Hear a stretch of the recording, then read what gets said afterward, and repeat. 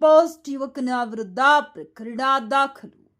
ಗಂಗಾವತಿ ನಗರದ ಪೊಲೀಸ್ ಠಾಣಾ ವ್ಯಾಪ್ತಿಯಲ್ಲಿ ದ್ವಿಚಕ್ರ ವಾಹನವನ್ನು ಅಪಾಯಕಾರಿಯಾಗಿ ಚಲಾಯಿಸಿ ವೀಲಿಂಗ್ ಮಾಡಿದ ದೃಶ್ಯಗಳನ್ನು ಸಾಮಾಜಿಕ ಜಾಲತಾಣ ಇನ್ಸ್ಟಾಗ್ರಾಂ ಖಾತೆಯಲ್ಲಿ ಪೋಸ್ಟ್ ಮಾಡಿಕೊಂಡಿದ್ದ ಯುವಕನ ವಿರುದ್ಧ ಗಂಗಾವತಿ ಸಂಚಾರಿ ಪೊಲೀಸ್ ಠಾಣೆಯಲ್ಲಿ ಪ್ರಕರಣ ದಾಖಲಾಗಿದೆ.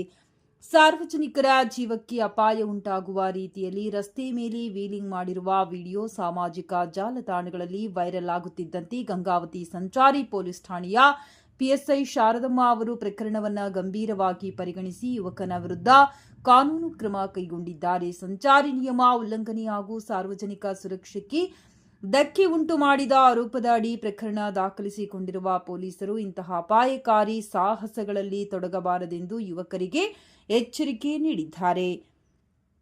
ಸಾರ್ವಜನಿಕ ರಸ್ತೆಗಳಲ್ಲಿ ವೀಲಿಂಗ್, ರೇಸಿಂಗ್ ಸೇರಿದಂತೆ ಜೀವಕ್ಕೆ ಅಪಾಯ ಉಂಟು ಮಾಡುವ ಚಟುವಟಿಕೆಗಳಲ್ಲಿ ಭಾಗವಹಿಸುವವರ ವಿರುದ್ಧ ಕಟ್ಟುನಿಟ್ಟಿನ ಕ್ರಮ ಜರುಗಿಸಲಾಗುವುದೆಂದು ಪೊಲೀಸ್ ಇಲಾಖೆ ಖಡಕ್ ಎಚ್ಚರಿಕೆ ನೀಡಿದೆ.